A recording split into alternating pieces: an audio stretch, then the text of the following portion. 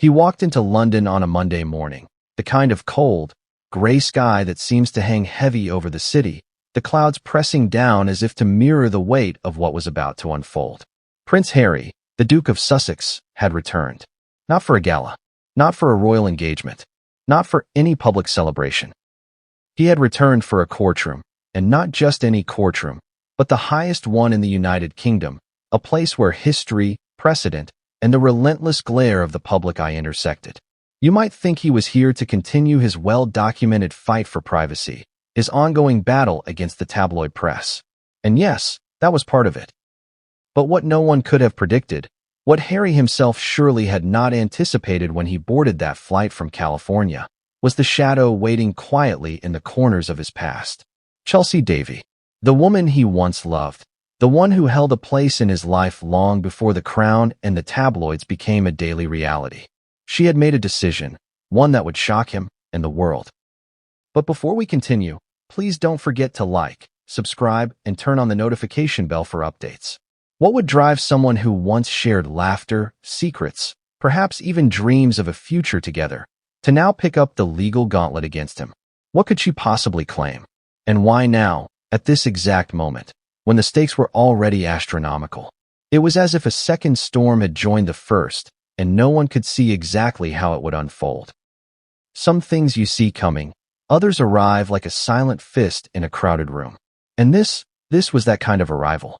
The city outside the court was alive with the usual Monday rhythm. Taxis scraping over cobblestones, hurried commuters, the muted hum of conversation mixed with the occasional camera click from the press. But for Harry, every sound seemed amplified. The world had watched him leave Britain years ago, retreating across the Atlantic with Meghan Markle by his side, escaping the glare of a media that seemed intent on parsing every breath, every expression, every word. And now he was back. But London felt different this time. He could feel it in the air, a tension that wasn't merely atmospheric. Something had shifted. He wasn't just here to defend himself against the press. He was here to face echoes from a past he had thought long resolved. You have to wonder, as an outsider looking in, what it feels like to be blindsided this way. To return to a place you once knew intimately, only to find that the landscape has changed. Friends have moved on, allies are wary, and someone who once meant something irreplaceable is now a potential adversary. Chelsy Davy. Even the name carries weight, history. Harry had walked a complicated path with her, one that had been marked by affection, heartbreak, and distance. But distance does not erase memory, nor does it erase the consequences of shared moments, or the traces left behind in conversations, emails, letters, texts, each one potentially a weapon, or at least a puzzle piece, in a courtroom confrontation. The legal documents that had arrived that morning in Harry's hands were, in their own way, deceptively quiet. A handful of papers, neatly stacked, with the seals of the courts pressed into the corner.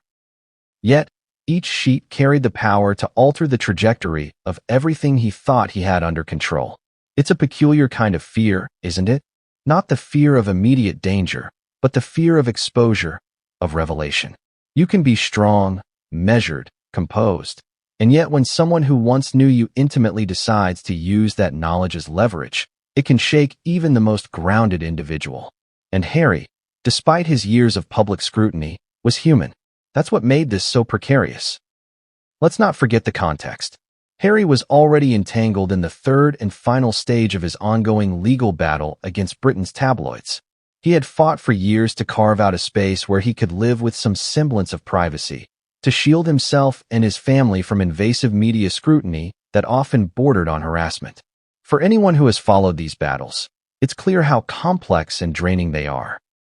The law moves slowly, often deliberately, but every court appearance, every ruling, every leak, is magnified by public attention.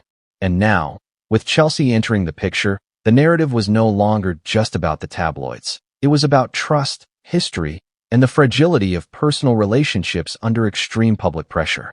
Imagine sitting there, waiting for a trial to begin, expecting the usual: lawyers, evidence, arguments over what was printed and what was not. You are ready. You have prepared, rehearsed, strategized. And then, quietly, someone from your personal life steps into the ring. You are suddenly forced to recalibrate, to reassess everything you thought you knew about your past, your privacy, your public image. That is precisely the situation Harry now faced. It wasn't just about the courtroom. It was about memory, perception, and the subtle ways that history can be weaponized. But here's the curious part. Chelsy's motivations were opaque. Not opaque in a sinister way, necessarily, but in a way that demanded speculation. Was this purely about reputation? About money? About setting the record straight on a narrative she felt misrepresented her? Or was it something more personal, a statement directed at Harry himself?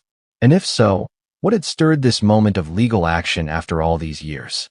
Questions like these hover over the scene, like fog over the Thames on a January morning. They demand attention, but they don't offer clarity, not yet. And while the world watched from the outside, Harry's inner circle knew just enough to be concerned.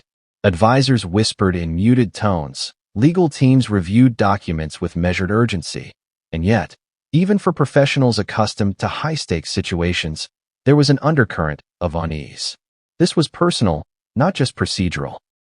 The kind of personal that tests not only legal defenses but composure, judgment, and emotional resilience. Every public statement, every offhand comment could be twisted, contextualized, weaponized. Every past interaction with Chelsy could be summoned into court as evidence, a reminder that in the eyes of the law, what was private can become painfully public. And for the audience, yes, you watching now, there's a question that lingers like smoke. What exactly did Chelsy decide to claim? Because, of course, in legal matters, timing is everything. A statement issued months ago might have been inconsequential, but now, synchronized with Harry's already high-profile trial, it could reverberate in ways that nobody predicted. There's strategy in timing, but there's also the unpredictability of human behavior. And Chelsy's move, sudden and decisive, was the perfect example of both. Consider also the irony. Harry has spent years positioning himself as a figure who values privacy above all, someone who seeks to protect his personal life from the relentless glare of the press. And yet, here he was, facing a different kind of exposure, one that the public could not anticipate. Legal filings, once just paper, became instruments of tension, anxiety, and speculation. What would the world learn? What would Chelsy reveal? How would this intersect with his ongoing struggle against the tabloids? The layers of complexity were almost suffocating. And as the day wore on, as cameras lingered on the courthouse steps and journalists whispered in hallways, Harry remained measured on the outside. But even the most disciplined public figure cannot fully mask the internal turbulence, the quickened heartbeat, the uneasy glance, the unspoken questions racing through the mind. He knew the stakes, and yet nothing could have fully prepared him for the confrontation that was quietly approaching. The past and present were colliding, and in that collision, clarity would be scarce. You might wonder, did Harry anticipate Chelsy's legal move? Perhaps, but anticipation is not the same as preparation. Even the most seasoned individual can be unmoored by someone they once trusted, someone whose name evokes memory, emotion, and history. The human mind is ill-equipped for such paradoxes, simultaneously expecting and fearing, preparing and recoiling. And it is precisely this duality, the collision of past intimacy with present conflict, that sets the stage for what comes next. And so, the first moments of Harry's day in London became a prelude, a quiet storm that promised intensity without yet showing its full force. Courthouse doors loomed. Cameras clicked. Security personnel exchanged quick, knowing glances. Lawyers adjusted files.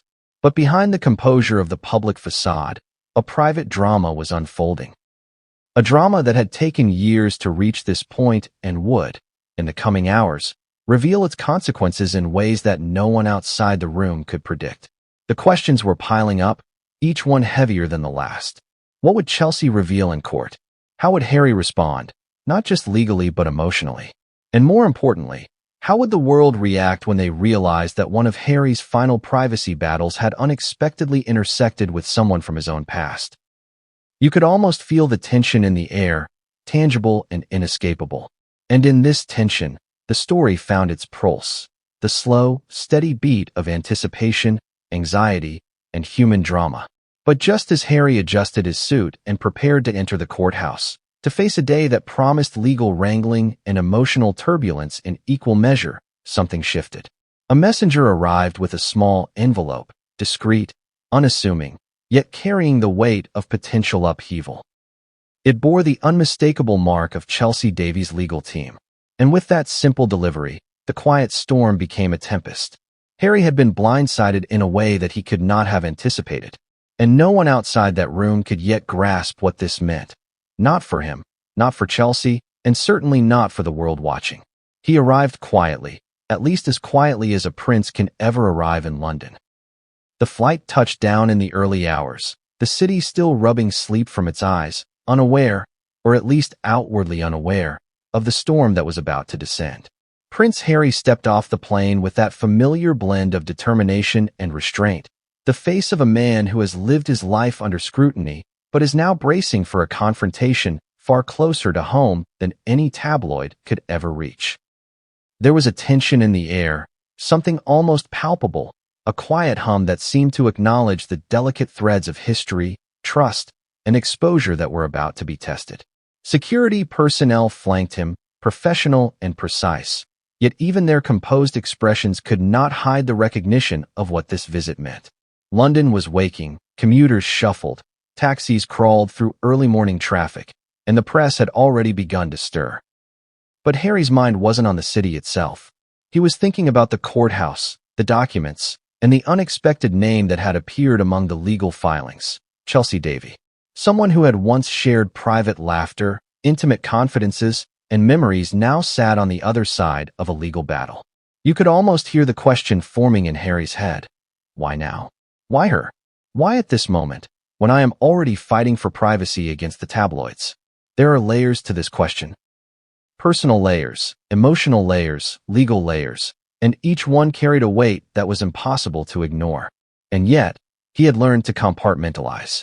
Years in the public eye, years of navigating the impossible intersection of private life and public expectation had taught him the value of control, of measured responses. But control is never absolute, and Harry would soon find that even the best-laid plans can unravel when someone from your past decides to challenge you in a court of law. The streets outside the airport were familiar, yet strangely alien. London had not changed, but Harry had. Every corner, every street, held memories, some faint, some sharp, and some he had long tried to suppress. Each memory now had the potential to be weaponized, to be scrutinized, to be dissected under the unforgiving gaze of the press and public opinion.